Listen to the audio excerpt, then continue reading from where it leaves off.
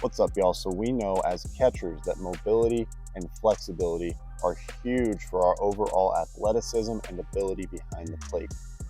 What I want to do right now is talk you through your mobility routine and a few exercises that I find are really good for getting us into better positions and getting us ready to work whenever we complete these over time. These would be completed after your static stretches. That could be something like a basic hamstring stretch, a quad stretch, or anything else that you do on your own to get loose before you work or get loose before a game. The first exercise that I want to talk about here, and it is the first exercise in our mobility routine, is something called a Frogger. So whenever I am doing this, I'm going to get on two knees. I'm going to drop my hands in front of me. I'm going to bring my knees wide, and I'm going to splay my feet out behind me. And then I'm just going to lean back into my hips. You should feel a stretch in the groin and other areas around the hips or the low back. I'm going to work forward to extend my hips, and then I'm going to work back. This is something that you would complete for reps and you would do to improve your overall flexibility and that mobility of the hips. The second exercise that I want to talk about in this mobility routine is 90-90 hip switches. So now I'm going to move back onto my butt. I'm going to bring both of my legs over to one side where they are relatively close to 90 degrees.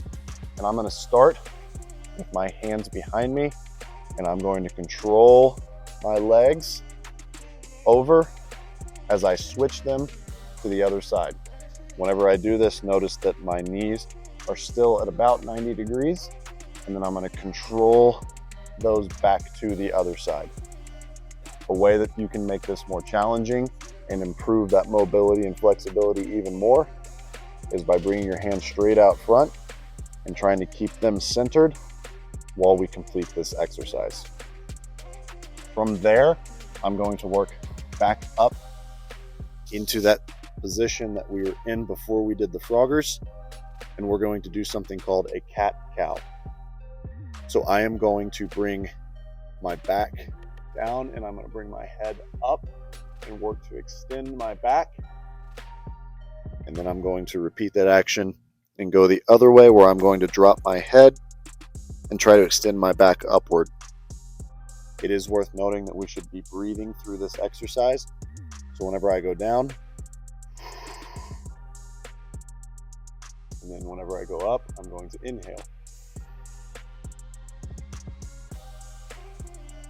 After our cat-cow, we're going to do something called a fire hydrant.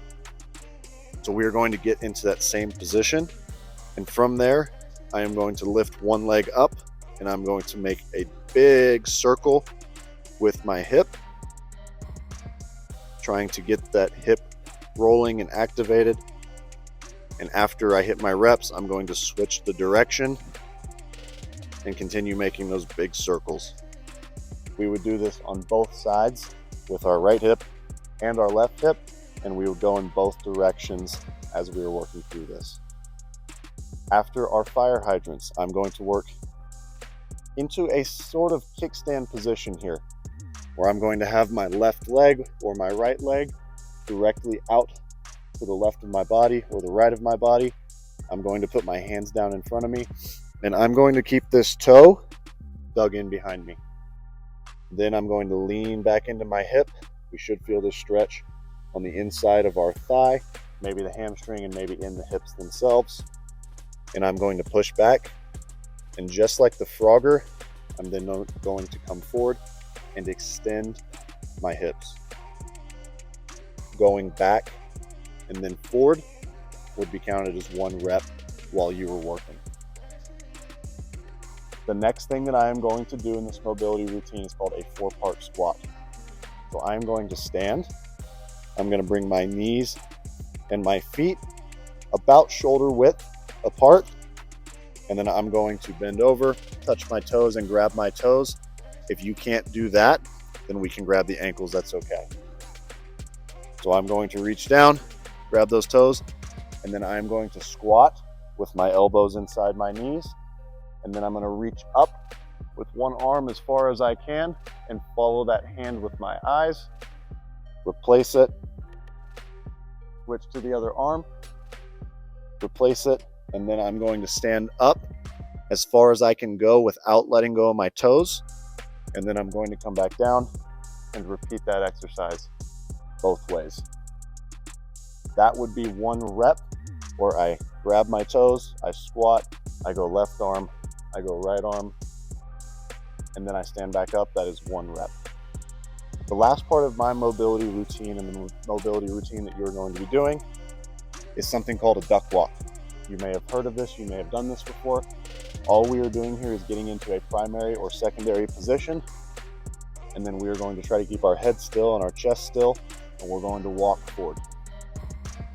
You can do this forward, you can do this backwards, and then you can also do this side to side to get those hips fired up, loose, and ready to work.